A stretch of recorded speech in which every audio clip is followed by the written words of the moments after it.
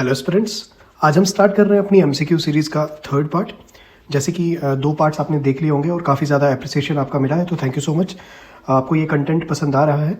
तो अब देखो, थर्ड पार्ट में हम आज फिर से कुछ एमसीक्यूज़ करेंगे। एक बार मैं बता दूं कि एमसीक्यूज़ आपके जेके एसएसबी जो एग्ज़ाम हेल्थ डिपार्टमेंट का आ रहा है उसके लिए बहुत इंपॉर्टेंट है। चाहे वो जीएनएम के स्टूडेंट्स हैं, चाहे वो बीएससी के स्टूडेंट्स हैं, चाहे वो एफएमपीएसडब्ल्यू के स्टूडेंट्स हैं, चाहे वो एमएमपीएसडब्ल्यू के स्टूडेंट्स हैं, चाहे वो एएनएम के स्टूडेंट्स हैं। सभी स्टूडेंट्स के लिए ये जो वीडियोस हैं, ये एमसीक्यूज हैं, बहुत ज़्यादा रेलेवेंट हैं। यहाँ से क्वेश्चंस आएंगे। चाहे वो आपका जीएमसी उधमपुर का जो एग्जाम होने वाला है कंट्रेक्चुअल बेसिस के लिए, गोल्डन अपॉर्चुनिटी है। जैसे कि मैंने आपको बताया 100 पोस्ट एडवर्टाइज की गई हैं, तो उसके लिए भी ये सारे क्वेश्चन जो है बहुत ज़्यादा इंपॉर्टेंट है। तो बिना किसी डिस्ट्रैक्शन के हम स्टार्ट करते हैं। आज का पहला क्वेश्चन काफ़ी इजी क्वेश्चन है, आपकी स्क्रीन पे आपने देख लिया होगा। फुल फॉर्म पूछी गई है एएनएम की, तो बहुत ही इजी सा क्वेश्चन है ये। इस पर क्या ही मैं एक्सप्लेन करूँ, अब बाकी आपको पता ही है, आपने ट्रेनिंग इसी में की है। तो एएनएम की फुल फॉर्म क्या है? Axillary nursing midwife. क्लियर? इसी तरह से आपको जीएनएम की पूछ सकता है, तो जीएनएम में बस जनरल नर्सिंग मिडवाइफ, ये आपको याद रखना है। क्लियर? इसमें ज्यादा मैं क्या बताऊं, सीधा नेक्स्ट क्वेश्चन पे बढ़ते हैं। पहला क्वेश्चन तो बिल्कुल ही फूकी बम सा था, खत्म हो गया। नेक्स्ट क्वेश्चन पे चलते हैं। तो normal duration of pregnancy is, तो देखो बहुत इजी क्वेश्चन है। प्रेगनेंसी के ऊपर आपको पूछा गया है कि नॉर्मल आप बताओ ड्यूरेशन कितनी है। अब आपको देखना है कि ये वीक्स में पूछ रहा है। आपके दिमाग में 9 मंथ आ चुका होगा, ठीक है, ये कॉमन है कि 9 मंथ सबके दिमाग में आएगा। तो कितने वीक्स होंगे 9 मंथ में, तो इजीली जब आप कैलकुलेट करोगे तो आपके सामने आंसर आ जाएगा। बहुत ही ईजी इसका आंसर है 40 वीक्स, ठीक है। तो अब देखो कैसे ये क्वेश्चन बनाएगा। यहाँ पे ऑप्शन, यहाँ पे क्या लिखा है? Gestational period. तो अब यहाँ से पता चल गया प्रेगनेंसी करके भी पूछ सकता है और गेस्टेशनल पीरियड करके भी पूछ सकता है, जो कि 40 वीक्स है। और डेज में अगर हम बात करें, डेज में अगर हमको पूछेगा तो 280 डेज। बट अब हम इसके कुछ और पॉइंट्स को समझेंगे, कुछ और पॉइंट्स को देखेंगे कि कहाँ से क्वेश्चन और बन सकता है। तो देखो नॉर्मल डेज के ऊपर, नॉर्मल क्या हो आपको पता चल गया कि नॉर्मल ड्यूरेशन जब ये पूछेगा, नॉर्मल ड्यूरेशन जब ये पूछेगा, तो मैं एक बार लिख लेता हूँ, आप नोट कर दीजिए। नॉर्मल ड्यूरेशन की अगर हम बात करें, नॉर्मल ड्यूरेशन की अगर हम बात करते हैं प्रेगनेंसी की, तो वीक्स में है तो 40 वीक्स, ये याद रखना है आपको, ठीक है। डेज में अगर पूछेगा तो कितने आ जाएंगे? 280 डेज।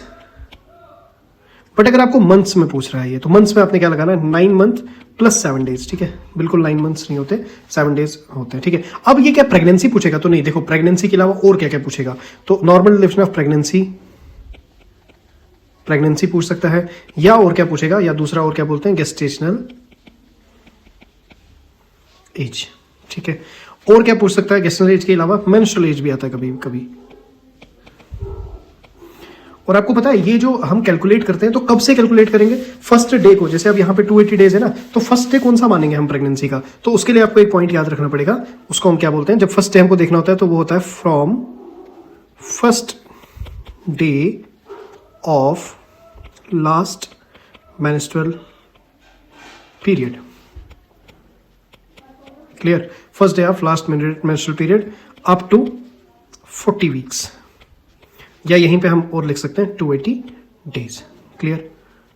280 डेज। अब देखो क्या क्या चीजें आपको यहाँ पे पता चल गई। यहाँ पे हमको पता चला कि नॉर्मल ड्यूरेशन कितनी होती है? 40 वीक्स, 280 डेज, 9 मंथ 7 डेज, ठीक है। और क्या क्या बोलते हैं? तो गेस्टेशनल एज भी बोल सकते हैं, मेंस्ट्रुअल एज भी बोल सकते हैं। साथ में कौन सा दिन पहला माना जाएगा? तो लास्ट डे, एलएमपी। अब आपको पता है ये एलएमपी से ना और एक चीज हमको पता चलती है, बहुत ही इंपॉर्टेंट, काफी बार क्वेश्चन आता है। इस पे मैं अलग से आपको क्वेश्चन प्रैक्टिस करवाऊंगा जरूर। उसको हम बोलते हैं ईडीडी, ठीक है। क्या बोलते हैं? ईडीडी। क्या होता है ये ईडीडी? क्या स्टैंड करता है ईडीडी? ईडीडी सिंपली होता है expected date of delivery. Expected date of delivery. अभी एक्सपेक्टेड डेट ऑफ डिलीवरी, या इसको नेगल्स रूल भी बोलते हैं, इसके ऊपर मैं अलग से जब क्वेश्चन कराऊंगा तो इसको और ज्यादा एक्सप्लेन करूंगा। अभी के लिए आप याद रखो। और इसमें सबसे इंपॉर्टेंट होता है एलएमपी। एलएमपी जब हमको पता होगा तभी जाके हम एक्सपेक्टेड डेट ऑफ डिलीवरी निकाल पाएंगे। एलएमपी अगर नहीं पता है, लास्ट मेंस्ट्रुअल पीरियड नहीं पता है, तो हम ईडीडी नहीं निकाल सकते। तो ये था आपका क्वेश्चन। इसका आंसर क्या आ जाएगा? इसका आंसर आ जाएगा 40 वीक्स। तो 2 क्वेश्चन आपके कंप्लीट होते हैं। आगे बढ़ते हैं अब हम अपने नेक्स्ट क्वेश्चन के ऊपर। तो नेक्स्ट क्वेश्चन क्या है हमारा? नेक्स्ट क्वेश्चन भी काफी ईजी है, उतना टफ नहीं है। एएनसी के ऊपर पूछा गया है, ठीक है। नेक्स्ट क्वेश्चन में एएनसी के ऊपर पूछा गया है। तो क्या है ये एएनसी? पहले तो देखो एएनसी की फुल फॉर्म हमको पता होनी चाहिए, ठीक है। एंटीनेटल केयर हम इसको कहते हैं, ठीक है। एएनसी एंटीनेटल केयर होती है। कितनी विजिट्स रखी गई हैं, ठीक है। कौन रखेगा या डब्ल्यूएचओ रखेगा? अब ऑप्शंस को पहले देखते हैं। आफ्टर 3 मंथ, अब देखो एंटीनेटल केयर कौन सी केयर हो गई? जब बेबी माँ के पेट में। तो क्या 3 महीने के बाद हम विजिट करेंगे? क्या 6 महीने के बाद हम विजिट करेंगे? Only after क्विकिंग। जब ये क्विकिंग क्या हो गया? ये क्विकिंग हो गया जब बच्चा माँ के पेट में, जब बोलते हैं ना कि लात मारी बच्चे ने, या सेंसेशन फील होती है माँ को, उसी को हम क्विकिंग कहते हैं। तो जब हमको क्विकिंग फील होगी, क्या तब हम एंटीनेटल विजिट पे जाएंगे? ये तो बिल्कुल नहीं आएगा। क्या आफ्टर 3 आफ्टर 6, एक ऑप्शन और है एज अर्ली एज पॉसिबल। तो ये काफी रिलेवेंट नहीं लग रहा है आपको कि एज अर्ली एज, जितना जल्दी हो सके उतना जल्दी डॉक्टर के पास चले जाना चाहिए। कॉज प्रेगनेंसी में काफी ज्यादा कॉम्प्लिकेशंस भी आती हैं और मदर को बहुत ज्यादा गाइडेंस की रिक्वायरमेंट होती है। इसीलिए तो आपने देखा होगा गवर्नमेंट ने, मैंने इससे पहले आपको अलग अलग प्रोग्राम्स पढ़ाए कि गवर्नमेंट ने MMR को कम करने के लिए कितने प्रोग्राम्स लाए, IMR को कम करने के लिए कितने प्रोग्राम्स लाए। अब देखो ये अभी जो डायरेक्टली तीसरा लेक्चर देख रहा है ना, तो वो IMR MMR क्या है ना, वो प्रोग्राम जो मैंने आपको करवा दिए JSS के वगैरह, ठीक है, वो सारे प्रोग्राम्स में पढ़ा चुका हूं आपको प्रीवियस वीडियोस में। तो जो ये थर्ड लेक्चर देख रहा है, थर्ड को कंप्लीट करने के बाद जरूर वो फर्स्ट एंड सेकंड लेक्चर को देखिए, तभी जाके सीक्वेंस में देखोगे तो बहुत बेनिफिट होगा। क्लियर? तो इसका आंसर क्या आ जाता है? इसका आंसर आ जाता है सी। ठीक है, सी इसका आंसर आ जाता है। बट आपको पता है कि हम एक ही बस क्वेश्चन कर लिया और उसका एक आंसर देख लिया, वहां से सेटिस्फाई नहीं होता है हमको, और अब ANC पे क्या क्वेश्चन बन सकता है उसके ऊपर डिस्कस करनी है। तो चलो कुछ इंपॉर्टेंट पॉइंट्स नोट करते हैं हम ANC के ऊपर क्या क्या आएगा। तो सबसे पहले ANC पे विजिट पे क्वेश्चन आ सकता है आपको। ठीक है, ANC की विजिट कितनी होती है? ठीक है, ANC की विजिट पे जब हमको क्वेश्चन आएगा तो याद रखना मिनिमम 4 विजिट्स, मिनिमम 4 बार जाना पड़ेगा हमको डॉक्टर के पास। ठीक है, मिनिमम 4 विजिट्स। ये कौन? एज पर WHO ने रखा हुआ है। क्लियर? मिनिमम 4 विजिट्स, पहला पॉइंट हमको विजिट्स के ऊपर हो गया। नेक्स्ट, पहली विजिट पे क्वेश्चन आएगा फर्स्ट विजिट कब करनी है। ठीक है, तो फर्स्ट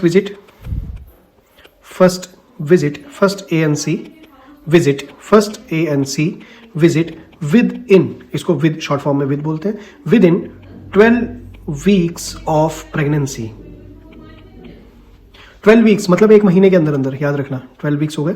ठीक है, सॉरी 12 वीक्स हो गए मतलब पहले फर्स्ट ट्राइमेस्टर में। ठीक है, ये ट्राइमेस्टर क्या है, चलो अब ये भी बता ही देता हूं यार, जो मुंह से निकल रहा है वो भी क्लियर होते जाएगा।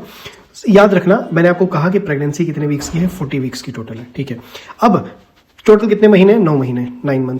9 मंथ को अगर 3 में हम तोड़े, 3 मंथ एंड 3 मंथ, ये आगे फर्स्ट 3 मंथ, ये आगे सेकंड 3 मंथ और ये आगे थर्ड 3 मंथ्स। इसको हम बोलेंगे फर्स्ट 3 मंथ्स को हम बोलेंगे first trimester, then second trimester, then third trimester. अब आपको पता है कि एक मंथ में कितने वीक हो गए? एक मंथ में 4 वीक हो गए। ठीक है, एक मंथ में 4 वीक हो गए, तो 3 मंथ में कितने आ जाएंगे? 12 वीक्स आ जाएंगे। मतलब फर्स्ट ट्राइमेस्टर में, मतलब यहां से क्वेश्चन बन सकता है आपका। ठीक है, यहां से क्वेश्चन बन सकता है कि फर्स्ट ANC विजिट कौन से ट्राइमेस्टर में होगी, तो फर्स्ट ट्राइमेस्टर में, क्योंकि 12 वीक्स के अंदर करना है। अब अलग अलग तरह से क्वेश्चन आएंगे, तो ये अलग अलग एस्पेक्ट इसके आ गए आपके सामने। अब नेक्स्ट और क्या क्वेश्चन बनेगा, तो ANC में याद रखना अर्ली रजिस्ट्रेशन के ऊपर क्वेश्चन पूछा जाता है। तो अर्ली रजिस्ट्रेशन क्या है, यहाँ पे देखो सबसे पहले ANC की early registration, ANC antenatal care, इसमें आ जाएगी अर्ली रजिस्ट्रेशन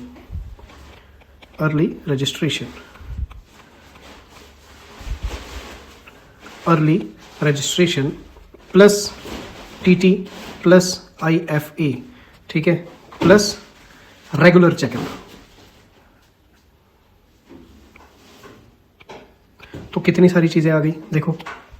एंटीनेटल केयर में क्या क्या आता है? अर्ली रजिस्ट्रेशन, सबसे पहले रजिस्टर करना है, इसको फर्स्ट बुकिंग भी कहते हैं, फर्स्ट बुक करना है। TT क्या हो गया? टेटनस टॉक्साइड, जो टेटनस का इंजेक्शन लगेगा, TT का इंजेक्शन लगेगा।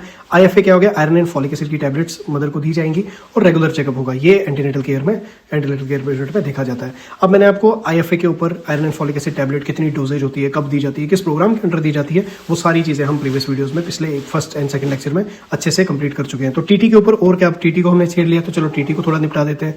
ये TT है क्या चीज? तो TT के 2 डोजेस दिए जाएंगे, याद रखना, एक TT1 एंड TT2। ठीक है, TT1 एंड TT2।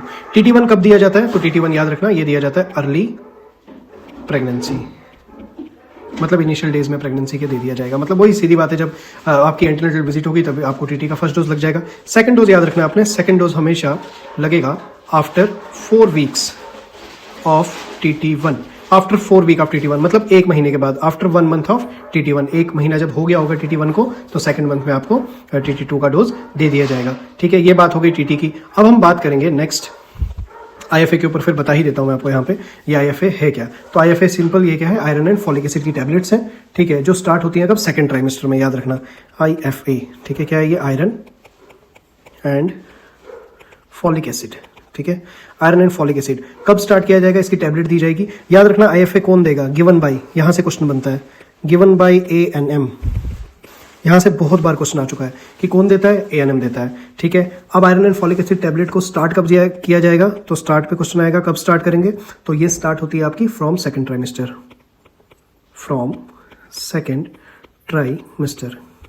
अब ये ट्राइमेस्टर क्या होता है मैं आपको समझा चुका हूं पीछे। ठीक है, अब थोड़ा सा डोजेज के ऊपर हम देख लें कि डोजेज पे अगर क्वेश्चन आ गया IFA के, तो याद रखना आयरन जो है आयरन कितना दिया जाएगा, आयरन दिया जाता है 30 माइक्रोग्राम, ठीक है।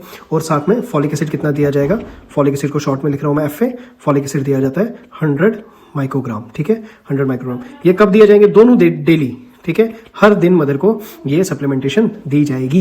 ये क्यों दी जाती है ये सारी supplementation, iron and folic acid? देखो माँ को खून की कमी होती है, ठीक है, अनियमितता, जिसको हम बोलते हैं एनीमिया भी कहते हैं कि खून की कमी जो है मदर को रहती है, तो आयरन जो है उसको, आयरन और फॉलिक एसिड उसको कम्पीट करता है। साथ में एक और चीज इसमें आपको बताऊं मैं, अगर हम फॉलिक एसिड नहीं देंगे तो एक न्यूरल ट्यूब डिफेक्ट नाम की प्रॉब्लम जो है वो बेबी में पाई जाती है, एंटीडी जिसको हम बोलते हैं, वो इसकी डेफिशिएंसी से, FA की डेफिशिएंसी से होती है। तो यहाँ पे देखो क्वेश्चन क्या था हमारे पास, क्वेश्चन हमारे पास सिंपल था कि ANC की विजिट कब होती है, तो हमको ये तो आंसर पता चल गया है, सून एज पॉसिबल। बट इसके साथ साथ हमने क्या क्या देख लिया, इसके साथ साथ हमने देख लिया ANC की विजिट मिनिमम कितनी बार होगी, मिनिमम 4 बार उसकी विजिट होगी। उसके बाद फर्स्ट विजिट कब होगी वो देख लिया हमने, ट्राइमेस्टर क्या होता है वो हमने समझ लिया, फर्स्ट सेकंड थर्ड ट्राइमेस्टर।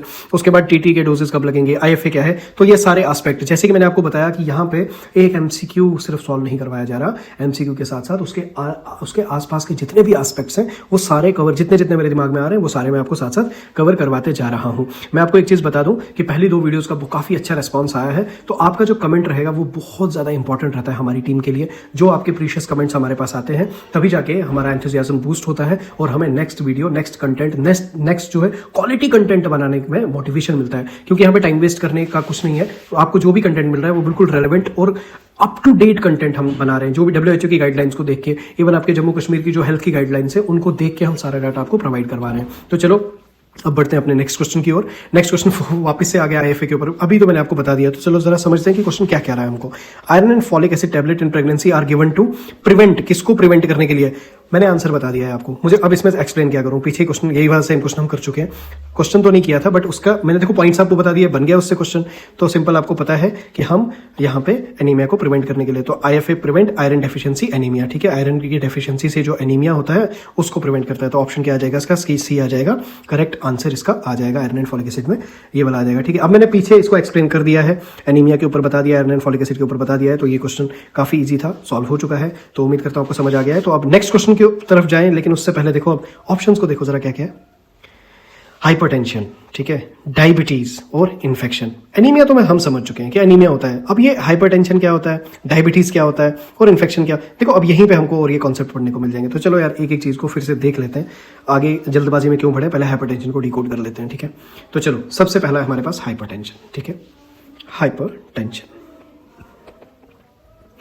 आपको पता होगा हाइपरटेंशन क्या होता है, बहुत ही इजी है, मेडिकल स्टूडेंट को तो पता होता है, बट मैं फिर भी मेरा फर्ज है बताने का, क्योंकि यहाँ पे मैं सेटिस्फाई तब होऊंगा जब एक एक स्टूडेंट को समझ आएगा। बिल्कुल बेसिक से हम एडवांस लेवल की ओर जाएंगे, कोई जल्दी नहीं है, बेसिक चीज़ों को भी हमने कवर करना है, कॉज एग्जाम में बहुत बेसिक आता है। हवाई बातें तो हम सब पढ़ लेते हैं, बट जो बेसिक चीज़ें थी, बुनियाद थी, वो हम अच्छे से नहीं पढ़ते और हमारा ईजी क्वेश्चन भी गलत हो जाता है। तो हाइपरटेंशन क्या है, रिलेटेड है ये BP से, ब्लड प्रेशर से, ठीक है। तो हाइपरटेंशन को और क्या कहते हैं, तो हाइपरटेंशन को ही हम साइलेंट किलर का नाम भी देते हैं, ठीक है। तो साथ साथ इसको लिख लो, इसको हम और क्या कहते हैं, साइलेंट किलर।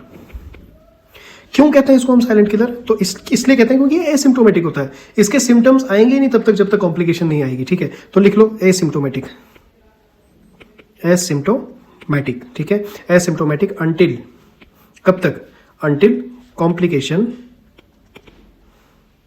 अकर, जब तक कोई कॉम्प्लिकेशन नहीं आएगी तब तक पता ही नहीं चलेगा, पेशेंट को पता ही नहीं होता है कि वो हाइपरटेंशन होती है, उसको ब्लड प्रेशर की प्रॉब्लम होती है, पता ही नहीं, इसलिए साइलेंट किलर कहा गया है। अब हाइपरटेंशन में हमको क्या समझना है, सबसे पहले हमको ब्लड प्रेशर समझना पड़ेगा, ठीक है, BP समझना पड़ेगा, ब्लड प्रेशर होता क्या है। तो देखो ब्लड प्रेशर बेसिकली किसका प्रेशर होता है ये आपको पता होना चाहिए। आपकी बॉडी में जो ब्लड चल रहा है ना, हम क्लोज ब्लडेड है या ओपन ब्लडेड है, हम क्लोज ब्लडेड है। हमारी बॉडी में जो ब्लड चल रहा है वो पाइपों में चल रहा है, नालियों में चल रहा है, उन्हीं पाइप्स को हम ब्लड वेसल्स कहते हैं। अब ब्लड वेसल्स 2 तरह की होती हैं, वेन्स होती हैं, आर्टरीज होती हैं, ठीक है।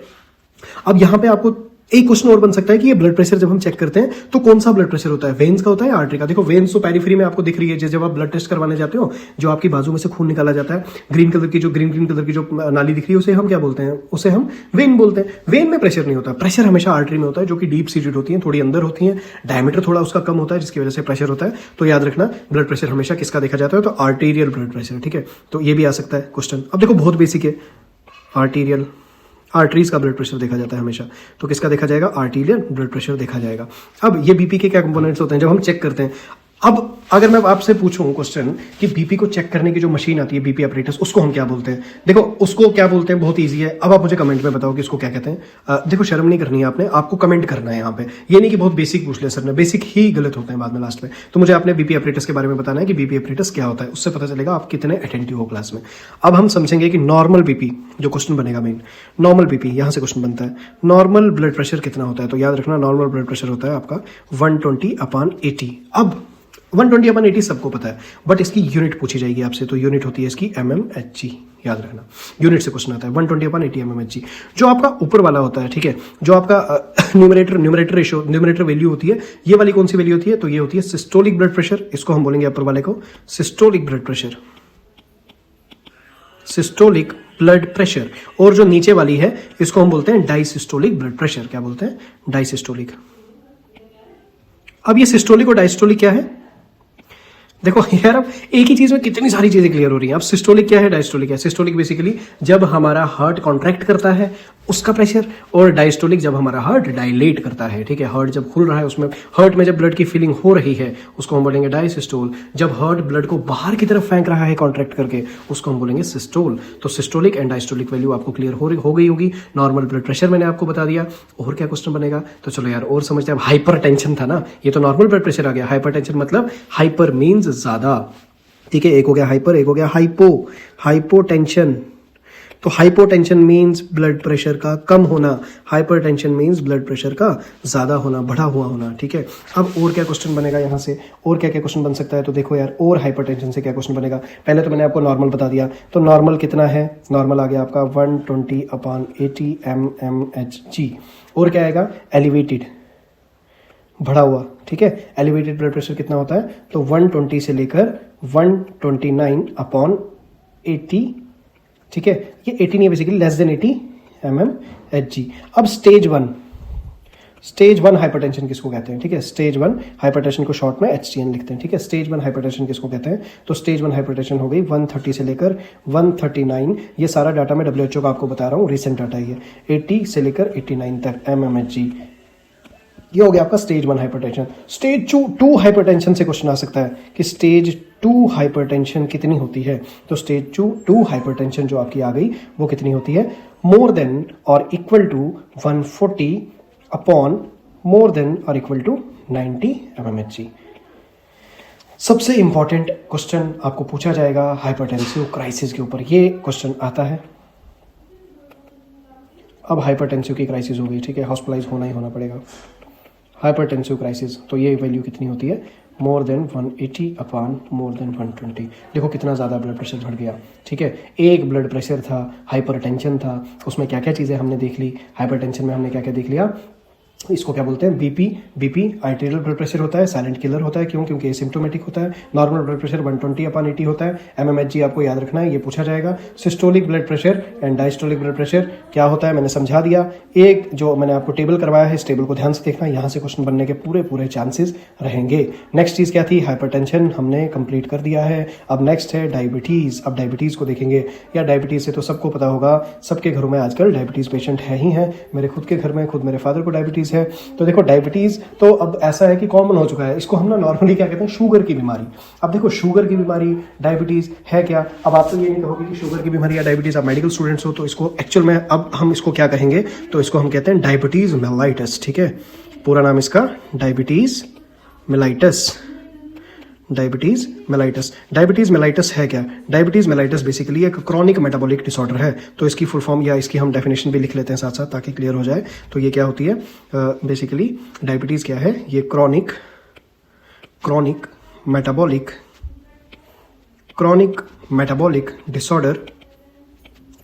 मेटाबॉलिक डिसऑर्डर मार्क्ड बाई, किससे मार्क्ड है ये? मार्क्ड बाई हाइपर ग्लाइसीमिया, मतलब ग्लूकोज का लेवल बड़ा होता है इसमें ब्लड में, ठीक है। Hyperglycaemia due to defects in, किसकी वजह से डिफेक्ट होता है? किसमें? इंसुलिन की सेक्रीशन में। अब आप मुझे बताओगे कमेंट में कि इंसुलिन सेक्रीट कौन सा ग्लैंड करता है, जल्दी से मुझे कमेंट में बताइए, ठीक है। इंसुलिन की सेक्रीशन कौन सा ग्लैंड करता है? इसका एक्शन या दो बोथ, ठीक है। तो क्या क्या चीज़ हो गई, ध्यान से देखो। ये क्रॉनिक मेटाबॉलिक डिसऑर्डर है जो कि मार्क्ड होता है हाइपरग्लाइसीमिया से, शुगर बढ़ा हुआ होगा ब्लड में, किसकी वजह से, या तो डेफिशिएंसी होगी इंसुलिन की सेक्रेशन में, या इंसुलिन में एक्शन प्रॉपरली नहीं कर पा रहा है, या तो ये दोनों। इसी को हम क्या बोलते हैं, डायबिटीज मेलाइटिस। अब ये जो क्रॉनिक वर्ड है ये काफ़ी बच्चों को तंग करता है, तो मैं आपको एक चीज़ यहाँ पे एक इंपॉर्टेंट चीज़ बता दूँ। एक चीज़ होती है क्रॉनिक और एक होता है एक्यूट। याद रखना, एक्यूट हो गया सडन, अचानक से आपको कोई दर्द हुई, ठीक है। जैसे आपको अचानक से गॉल ब्लैडर में पेन होता है, गॉल स्टोन होगा, अचानक से पेन हो रहा है, तो उसको हम क्या बोलेंगे, एक्यूट, ठीक है। क्रॉनिक हो गया जो बीमारी एकदम से नहीं हुई, काफी लंबे समय से चली आ रही है, ठीक है। सर्वाइकल की पेन है तो काफी देर से वो पेन थी, किडनी में कोई प्रॉब्लम आ रही थी, है ना, क्रिएटिनिन बढ़ा हुआ था तो काफी देर से था, तो क्रिएटिनिन ये जो क्रॉनिक होता है वो कौन सी हो गई, जो लंबे समय से चली आ रही है प्रॉब्लम, ठीक है, जो लंबे समय से प्रॉब्लम चली आ रही है, जो सडन है उसको हम एक्यूट बोलते हैं, और क्रॉनिक एक्यूट। होप सो कि आपको क्लियर हुआ होगा। और क्या पॉइंट है डायबिटीज मेलाइटिस के ऊपर, क्या सर और भी कोई पॉइंट है?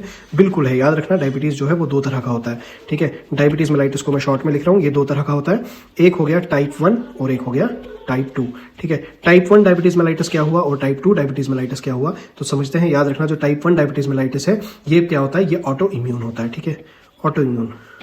इसमें कोई खाने पीने का कोई वो मसला ही नहीं है, ये इम्यून सिस्टम ही आपका आपके अब मैं नाम ही बता रहा हूँ डायरेक्टली उस ग्लैंड का, पैनक्रियाज के खिलाफ काम करना स्टार्ट करता है। पैनक्रियाज में कौन सी सेल सेक्रेट करती है आपके इंसुलिन को, तो याद रखना बीटा सेल्स, ठीक है। तो देखो कितनी चीजें मैंने बता दी। इंसुलिन सेक्रेशन कहाँ से हो रही है, पैनक्रियाज से। पैनक्रियाज में कौन कर रहा है, तो बीटा सेल कर रहा है। अब मैं सारी चीजें लिख नहीं रहा, बट आप ध्यान से अगर सुन रहे हो तो ये सारी चीजों को धीरे धीरे से लिख भी लो, और कहीं से भी क्वेश्चन बन सकता है, ठीक है। ऑटो इम्यून की बात मैं कर रहा हूँ कि टाइप 1 जो होता है वो क्या होता है, ऑटो इम्यून होता है। ऑटो इम्यून होता है जिसमें क्या होता है कि बीटा सेल लॉस हो जाते हैं, ठीक है। बीटा सेल जो है वो प्रॉपर काम नहीं करते, ठीक है, बीटा सेल लॉस, ठीक है। यहां तक समझ आ गया आपको। इसके बाद नेक्स्ट जो है ऑटो इम्यून है, नेक्स्ट टाइप 2 जो है वो क्या है, ये रिस्टेन एडल्ट। टाइप 2 ज्यादातर एडल्ट्स में देखा जाता है। इसमें क्या होता है कि प्रॉपरली इंसुलिन जो है, इंसुलिन का एक्शन नहीं होता, इसमें तो इंसुलिन नहीं बनता, इसमें एक्शन नहीं होता, ठीक है। टाइप 1 एंड टाइप 2 क्लियर हो गया होगा होप सो आपको। और एक चीज याद रखो कि इसका डायग्नोसिस, अगर हम डायबिटीज मेलाइटिस में डायग्नोसिस के ऊपर क्वेश्चन बनता है, ठीक है। डायग्नोसिस को शॉर्ट में क्या लिखेंगे, डायग्नोसिस को अगर हम शॉर्ट में लिखेंगे तो डायग्नोसिस क्या होगा, फास्टिंग प्लाज्मा ग्लूकोज। कब हम चेक करेंगे, फास्टिंग में पेशेंट को लेंगे और उसके प्लाज्मा के ग्लूकोज को देखेंगे, मतलब ब्लड टेस्ट जो लेंगे, ब्लड टेस्ट करेंगे फास्टिंग में तो उसको देखेंगे। इसकी रेंज क्या होती है, तो याद रखना 70 से 110 नॉर्मल होता है, 70 से 110। चलो अब मुझे आप इसकी ना यहाँ पे अब यार बता ही देता हूँ, mg/dl। अब सारी चीजें आपसे ही पूछूंगा तो फिर लेक्चर का क्या मतलब हो गया। mg/dl इसकी यूनिट होती है, 70 से 110 नॉर्मल होता है, इसके बीच में रेंज आएगी तो नॉर्मल है, ये फास्टिंग है बट, ठीक है। अब नेक्स्ट और क्या पॉइंट आ सकता है इससे, बहुत इंपॉर्टेंट पॉइंट, मेन काज एनीमिया का क्या होता है, ठीक है। एनीमिया का मतलब, सॉरी अभी ये मैं नेक्स्ट आगे बढ़ रहा हूँ। एनीमिया में एक चीज मैं आपको और बता दूं, डायबिटीज मेलाइटिस हो गया, क्लियर, डायबिटीज मेलाइटिस हो गया, डायबिटीज मेलाइटिस का टाइप 1 हो गया, टाइप 2 हो गया, और इसमें एक क्या बोलते हैं इसको, डायग्नोसिस क्या होगा, फास्टिंग प्लाज्मा ग्लूकोज करेंगे। इसमें और एक और चीज होती है, एक और चीज बता देता हूँ यार, HbA1c। HbA1c ये एक टेस्ट होता है जो कि हमको 3 मंथ्स का ग्लूकोज ट्रैक होता है, 3 मंथ्स ग्लूकोज ट्रैक होता है इसमें, ठीक है। 3 मंथ्स का ग्लूकोज की ट्रैकिंग होगी। HbA1c जो आएगा, HbA1c में ग्लूकोज का 3 मंथ्स का ट्रैकिंग होगा, 3 मंथ्स का ट्रैकिंग होगा HbA1c का। यहां तक आपको याद रखना है HbA1c। अब और एक इसमें होता है पोस्ट प्रेंडिक इशू हम बोलते हैं, जिसमें हम ग्लूकोज का टेस्ट जो करेंगे या डायबिटीज का टेस्ट जब हम करते हैं तो खाना खाने के बाद, खाना खाने के 2 घंटे के बाद, इसको PPB शॉर्टकट में कहा जाता है। तो डायबिटीज मेलाइटिस के काफी सारे पॉइंट्स हमने अभी डिस्कस किए हैं, तो आगे बढ़ते हैं अपने नेक्स्ट क्वेश्चन पे। उससे पहले थोड़ा देख लो क्या क्या था। हाइपरटेंशन हमने एक्सप्लेन कर दिया है पूरा, उसके बाद डायबिटीज भी हो गया। एनीमिया को, एनीमिया में एक पॉइंट में बता देता हूँ आपको, मेन कॉज क्या है एनीमिया का, याद रखना, यहाँ से क्वेश्चन बनेगा, ठीक है। एक पॉइंट और लिख लो यार, क्यों छोड़ें, जो जो आ रहा है उसको लपेट लेते हैं, ठीक है। Main cause of anaemia, main cause of anaemia पे क्वेश्चन बनेगा। तो क्या है मेन कॉज ऑफ एनीमिया, याद रखना आयरन की डेफिशिएंसी, इसीलिए तो आयरन और फॉलिक एसिड की टैबलेट्स दी जा रही है, ठीक है। आयरन की डेफिशिएंसी मेन कॉज है इसका, ठीक है। सॉरी, नेक्स्ट अब आगे बढ़ते हैं। हाँ, तो नेक्स्ट क्वेश्चन आपकी स्क्रीन पे आ गया टीटी के ऊपर, पढ़ा चुका हूं मैं पीछे वैसे। तो देखो अब किस तरह से क्वेश्चन बना है यहाँ पे, TT injection in pregnancy protect against. तो ये टीटी जो है, ये देखो ये टेटनस है यार, अब नाम मैंने बता दिया, आंसर आपके सामने, बट इतना इजी अब नहीं आएगा, याद रखना, ठीक है। ये जो क्वेश्चन है ना, ये 3-4 साल पुराने क्वेश्चन हैं, जेके एसएसबी पहले पेपर ही कितनी बार ले रहा है, तो वहां से मैंने ये क्वेश्चन निकाले हैं, पुराने क्वेश्चन हैं। अब वो अपग्रेड करेगा, तो किस तरह से अपग्रेड करेगा, तो अपग्रेडेड क्वेश्चन भी मैंने आपको इसमें करवाया है। तो टीटी के ऊपर जब मैं बात करूंगा, टीटी इंजेक्शन के ऊपर अब हम बात करेंगे। टीटी का इंजेक्शन, इसका आंसर आपको पता चल गया है, बट हम टीटी के ऊपर थोड़ा और एक्सप्लेन करेंगे चीज़ों को, ठीक है। तो ऑप्शन ये आंसर क्या है इसका, आंसर इसका बी आ जाएगा, टेटनस। क्लियर। अब टीटी के ऊपर कुछ और इंपॉर्टेंट पॉइंट्स हम समझेंगे, टीटी को और क्या कहते हैं, ठीक है, टीटी को और क्या कहते हैं। चलो अब समझते हैं हम टीटी के ऊपर और पॉइंट्स। टीटी को हम और याद रखना, lock jaw, lock jaw, jaw bone इसमें लॉक हो जाती है हमारी, ठीक है, लॉक जॉ कहते हैं। और इसमें क्या आएगा, लॉक जॉ, ये सीवियर बैक्टीरियल इन्फेक्शन है। कौन सी इन्फेक्शन है, तो ये सीवियर बैक्टीरियल इन्फेक्शन। तो क्वेश्चन क्या बनेगा, ये कौन सी इन्फेक्शन है, बैक्टीरियल है, वायरल है या फंगल है, तो ये बैक्टीरियल इन्फेक्शन है, ठीक है, सीवियर बैक्टीरियल इन्फेक्शन। बैक्टीरिया से कोई इन्फेक्शन हो गई है, वो टीटी जो कि सीवियर बैक्टीरियल इन्फेक्शन है। बट यहीं तक बात नहीं रुकेगी, वो बैक्टीरिया होगा कौन सा, उस बैक्टीरिया का नाम क्या है, ठीक है, तो वो बैक्टीरिया का नाम है क्लोस्ट्रीडियम टेटनी, ठीक है, क्लोस्ट्रीडियम टेटनी, ये आपको याद रखना है, ठीक है, clostridium tetani. Basically clostridium tetani के क्या पाए जाते हैं, इसके स्पोर्स पाए जाते हैं कहाँ पे, सॉइल्स में, ठीक है, तो लिख लो स्पोर्स फाउंड इन सॉइल। इसीलिए आपने देखा होगा जब भी आपको कहीं लगती है, ब्लड निकलता है, तो हमेशा टेटनस लगवा दे, हमेशा 6 महीने में हमेशा टेटनस लगवा देना चाहिए, है ना। 10-12 रुपए का इंजेक्शन है, थोड़ा सा शॉर्ट होता है, तो लगवा दिया करो। कॉज इन्फेक्शन का कोई पता नहीं, ये अगर हो गई तो फिर काफ़ी ज़्यादा पेनफुल रहता है ये, ठीक है। क्लोस्ट्रीडियम टेटनी कॉज करता है टीटी को, ठीक है, टीटी कॉज कौन करता है, तो क्लोस्ट्रीडियम टेटनी, ये मैंने आपको बता दिया है, ठीक है। अब क्लोस्ट्रीडियम टेटनी से क्या क्या होगा, ठीक है, क्या क्या कॉजेज हैं इसके, तो पेनफुल, सबसे पहले पेनफुल, ये अनकंट्रोल्ड मसल स्पाज्म होंगे, ठीक है, क्रैम्प्स एकदम से पड़ेंगे, ठीक है, तो लिख लो painful, painful uncontrolled muscle spasm, ठीक है, specially jaw neck, specially jaw या नेक में होते हैं, इसलिए तो इसको लॉक जॉ का दूसरा नाम दिया गया है, ठीक है। क्लियर, याद रखना है इसको, स्पेशली जॉ नेक, ठीक है। और जॉ या नेक में होने की वजह से ना एक कॉम्प्लिकेशन होती है, ये रिजिड होता है, डिफिकल्टी देगा ब्रीथिंग में, तो ब्रीथिंग में डिफिकल्टी हो सकती है, ठीक है। तो टीटी की हमने कुछ 4-5 चीज़ें इस क्वेश्चन में देख ली, तो आंसर था हमारा option B is the correct answer, ठीक है। तो यार आगे क्या पढ़ते हैं, यहाँ पे और भी देखो ना ऑप्शन में अब क्या लिखा है, ट्यूबरकुलोसिस है, थोड़ा सा पढ़ लेते हैं इसको, टाइफाइड भी है, लपेट लेते हैं इसको भी, पोलियो भी है, लपेट देते हैं इसको भी। देखो अब क्वेश्चन एक था, कितना सिंपल क्वेश्चन था, बट हम इसके कितने रैशनल्स देख रहे हैं, कितने क्वेश्चन डायरेक्टली आंसर देखोगे, बहुत सारी वीडियोस आपने देखोगे क्वेश्चन एंड आंसर, वो तो आप बुक से भी कर लोगे, कहीं से भी कर लोगे यार। एमसीक्यू देखा, आंसर देखा, वैसे एमसीक्यू सॉल्व करने का कोई मतलब ही नहीं बनता है, वैसे आप एमसीक्यू करोगे कोई बेनिफिट नहीं होगा, बट हम जिस तरह से रैशनल एक एक चीज़ का देख रहे हैं, वहां से आपको काफ़ी हेल्प मिलेगी, ठीक है। अब हम बात करेंगे नेक्स्ट ट्यूबरकुलोसिस के ऊपर करते हैं पहले, ठीक है, जबकि मैं पीछे अपने लेक्चर्स में इसको समझा चुका हूँ टीबी को थोड़ा बहुत, बट चलो फिर भी अभी एक बार फिर से बता देता हूँ आपको, शॉर्ट में लिख रहा हूँ मैं, ठीक है, टीबी ट्यूबरकुलोसिस, ठीक है। कौन सी इन्फेक्शन है, तो याद रखना बैक्टीरियल, बैक्टीरियल इन्फेक्शन है। सेम वही, क्या है बैक्टीरिया का नाम जो ये इन्फेक्शन करता है, तो उसका नाम है, जो कॉज करता है उसका नाम है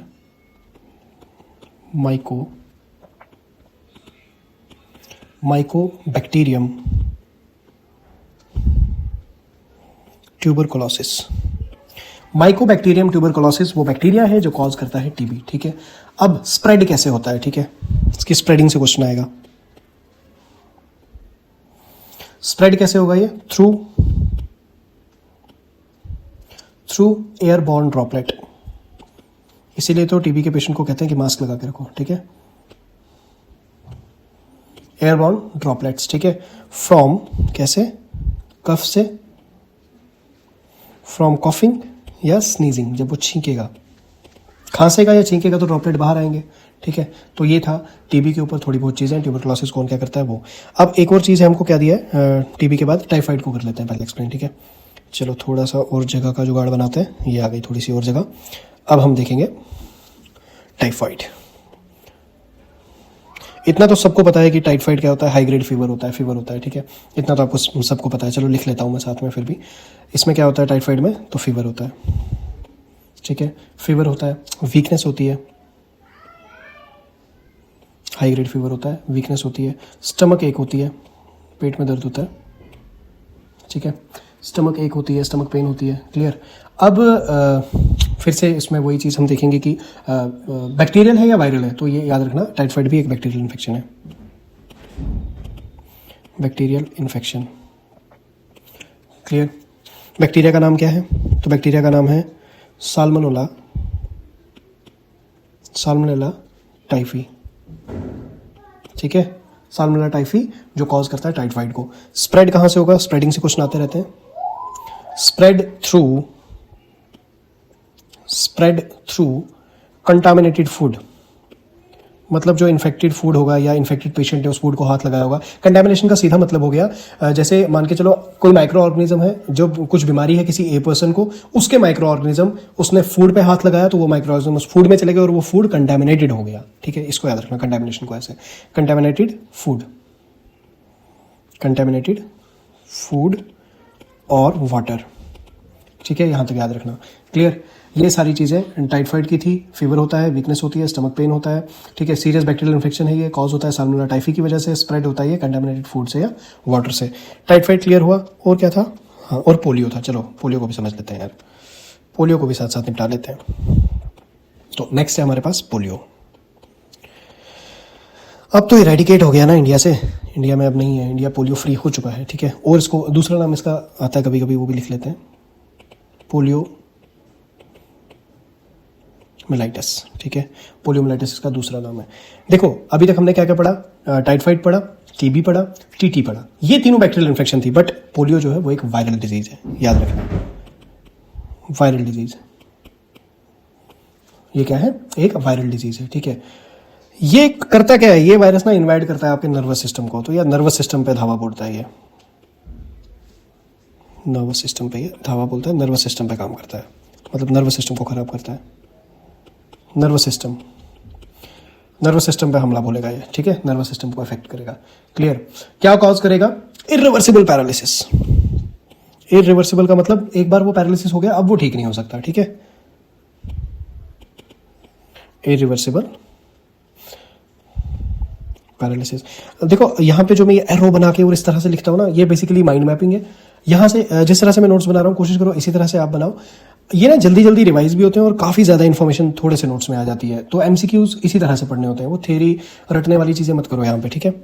नेक्स्ट, अब कौन कॉज करेगा, तो यार इसमें नाम भी पोलियो ईजी है इसका, पोलियो वायरस ही बोलते हैं इसको, ठीक है, पोलियो वायरस ही बोलते हैं, ठीक है, मतलब इसमें कोई अलग नाम नहीं है, बीमारी का नाम भी वही है और वायरस के नाम पे बीमारी का नाम रखा गया है, ठीक है।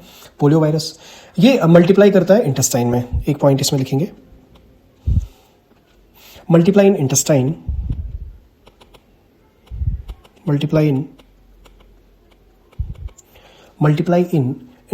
and can attack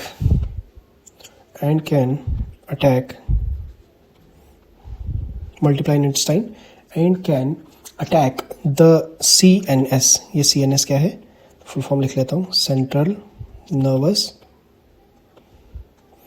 सिस्टम, ठीक है, सेंट्रल नर्वस सिस्टम पे ये अटैक करता है। इस पे ना सबसे इंपॉर्टेंट चीज़ एक पूछी जाएगी आपको कि ये किस रूट से फैलता है, कहाँ से फैलता है, तो याद रखना इंपॉर्टेंट है थोड़ा, कहाँ से फैलता है ये, तो ये फैलता है आपके फीको ओरल रूट में, ठीक है। इसीलिए देखो गवर्नमेंट जो है वो वॉशरूम्स पे ज़्यादा काम कर रही है ना, बाथरूम बनवा रही है, लोगों को कह रही है कि ओपन डेफिकेशन मत करो, बाहर पे शौच मत करो, क्योंकि देखो जो भी आप डेफिकेट करते हो, जो भी फिकल मैटर बाहर निकलता है, उनमें बहुत सारी बीमारियां, बहुत सारे माइक्रो ऑर्गेनिजम्स ऐसे होते हैं जो वेस्ट होते हैं। अब अगर हम उसी को प्रॉपर हाइजीन मेंटेन नहीं करेंगे ना तो बीमारियां बढ़ते जाएंगी। मैं आपको एक चीज़ बताऊँ, जो टाइफाइड है ना, वो टाइफाइड कैसे आया था, तो एक लेडी थी, उसका रेस्टोरेंट था, उसका नाम था मैरी, उसका नाम ही टाइफाइड मैरी डाल दिया था, उस एरिया में टाइफाइड फैला ही जा रहा था, वो बेसिकली उस लेडी को था टाइफाइड है, ठीक है। तो वो क्या थी, रेस्टोरेंट में काम करती थी, बाहर के लोग तो उतना मतलब हाइजीन का क्या मैं बोलूँ, वो तो टिश्यू पेपर वगैरह इस्तेमाल करते हैं ना, टॉयलेट पेपर वगैरह, वाटर वगैरह इस्तेमाल करते नहीं है, तो उससे तो प्रॉपर हाइजीन मेंटेन होगा ही नहीं। उसके नेल्स के बीच में वो जो बैक्टीरिया से वो वहीं रहते थे और वो वैसे ही लोगों को फूड सर्व कर रही थी, तो कंटेमिनेटेड फूड लोग खाए जा रहे थे, तो थोक के वहाँ वो टाइफाइड फैला रही थी। तो जो ये फीको ओरल रूट है, जो ये पोलियो वायरस है, ये भी फीको ओरल रूट से, मतलब टाइफाइड भी फीको ओरल रूट, उसमें भी आएगा ये पॉइंट, तो याद रखना, फीकल ओरल रूट, ठीक है, फीकल ओरल रूट से फैल सकता है, और ऑल्सो रेस्पिरेटरी ड्रॉपलेट, वहां से भी रेस्पिरेटरी ड्रॉपलेट। अब यार एक चीज़ मैं आपको बताऊं कि पोलियो मुक्त हो चुका है भारत, तो यहाँ से क्वेश्चन आएगा यार ज़रूर, ऐसा मुझे लगता है। तो इंडिया कब हुआ था ऑफिशियली डिक्लेयर, कब किया था पोलियो फ्री? तो लिखो India officially declare polio free. कौन करेगा डिक्लेयर? WHO करता है, ठीक है। इन कब हुआ था? तो मार्च में। इन मार्च, कौन से ईयर में पूछेगा? ईयर पूछेगा 2024, ठीक है। इन मार्च 2024 में इंडिया पोलियो फ्री हुआ था। एक और क्वेश्चन आ सकता है लास्ट केस से, लिख लो यार, ये भी इंपॉर्टेंट पॉइंट है। तो पोलियो का लास्ट केस कब आया है इंडिया में, ठीक है? लास्ट केस कब रिपोर्ट हुआ है? तो लास्ट केस आया है जनवरी 13 को, ठीक है। जनवरी 13, 2011 में, ठीक है। एरिया पूछेगा तो इन वेस्ट बंगाल, ठीक है। एरिया पूछेगा तो एरिया पे भी हमने कर लिया। वेस्ट बंगाल में कब हुआ था? 13 जनवरी 2011 को। तो देखो पोलियो के ऊपर भी कितनी सारी इन्फॉर्मेशन थी, वो सारी हमने इसमें देख ली है। तो देखो यार क्वेश्चंस तो हमने उतने ज़्यादा नहीं किए हैं, 7-8 ही क्वेश्चंस किए हैं, बट फिर से मैं बता रहा हूँ कि यार 7-8 तो ये नंबर था सिर्फ MCQ जो एज इट इज़ थे PYQ, बट उसके बीच में बहुत सारे MCQs कहाँ से बनेंगे, उसके क्या एस्पेक्ट्स थे, वो सारी चीज़ें हमने पढ़ी हैं। मतलब क्वेश्चन तो एक था, बट उसके साथ साथ हमने 10 से 15 कॉन्सेप्ट या 10 से 15 वन लाइनर MCQs जो डायरेक्ट एग्जाम में आएंगे वो सारे हमने कर लिए हैं।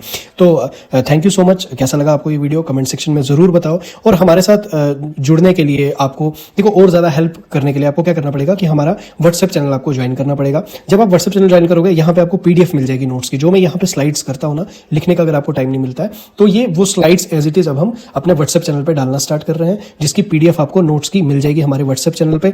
और साथ में बहुत सारे क्वेश्चन, ठीक है, नए क्वेश्चन, बहुत सारे MCQ प्रैक्टिस के लिए और टेस्ट सीरीज भी आगे हम फ्री ऑफ कॉस्ट अपने व्हाट्सएप चैनल पर ही प्रोवाइड करवाएंगे। साथ में हमारा इंस्टा चैनल भी PNW ऑफिशियल के नाम से है, पैरामेडिक्स एंड नर्सिंग बोर्ड। इस तरह का आपको जब इंस्टाग्राम ऐप ओपन करोगे तो ऐसा आएगा, इस चैनल को भी आप फॉलो कर लो। यहाँ पे बहुत सारी मेडिकल रिसर्च की कुछ रील्स डाली जाती हैं, नोट्स डाले जाते हैं, बहुत ही अच्छे कॉन्सेप्ट इंस्टा पे हम डालते हैं, तो आप इंस्टा को भी फॉलो कर सकते हो। अब व्हाट्सएप चैनल को ज्वाइन करने के लिए आपको क्या करना है? सिंपल सा इंस्टा को फॉलो करना है। फॉलो करने के बाद आपने सिंपल हमको DM या मैसेज करना है कि ज्वाइन व्हाट्सएप ग्रुप, ठीक है। तो हम आपको इंस्टा पे अपने व्हाट्सएप का जो है लिंक प्रोवाइड करवा देंगे। अब जो बच्चे इंस्टा यूज नहीं करते, उनको व्हाट्सएप चैनल ज्वाइन करना है, तो वो डायरेक्टली यूट्यूब के कमेंट सेक्शन में ज्वाइन वाला क्या बोलते हैं, ज्वाइन चैनल करके ऐसा कुछ लिख दो, जिससे कि मैं आपको वहीं पे एक लिंक प्रोवाइड कर दूंगा जो हमारे डायरेक्टली आपको व्हाट्सएप चैनल ज्वाइन करवा देगा। तो कैसा लगा आपको ये वीडियो, आप कमेंट सेक्शन में हमको ज़रूर बताओ। देखो यार, आपका कमेंट, आपके लाइक्स, आपके शेयर, आपका सब्सक्राइब हमारी टीम को मोटिवेटेड रखता है, और इसी तरह का क्वालिटी कंटेंट हम आपको आगे प्रोवाइड करवाते रहेंगे। बस आप इसी तरह से हमें मोटिवेट करते रहिए। ये जो इस बार का JK SSB का एग्जाम है, चाहे वो GMC उधमपुर का एग्जाम है, चाहे वो JK SSB का, नंबर ऑफ पोस्ट कितनी है उससे हमें कोई मैटर नहीं करता। 130 प्लस मैं आपको बता रहा हूँ ना, 100 पोस्टें आप रख लो GMC की और 30 JK SSB की, तो 130 पोस्टें हैं। आपको तो बस एक ही जॉब चाहिए। 2026 में अपने से वादा कर लो कि इस बार जो ये हेल्थ की जॉब आई है ये मेरी जॉब है। स्टे ट्यून्ड, इसी तरह से चैनल में बने रहिए। क्वालिटी कंटेंट की कोई कमी नहीं होगी। पूरा कंप्लीट सिलेबस आगे मैं आप टॉपिक वाइज वीडियोस भी डालूंगा। पूरा सिलेबस आपको इसी चैनल पे फ्री ऑफ कॉस्ट कंप्लीट करवा दिया जाएगा। तो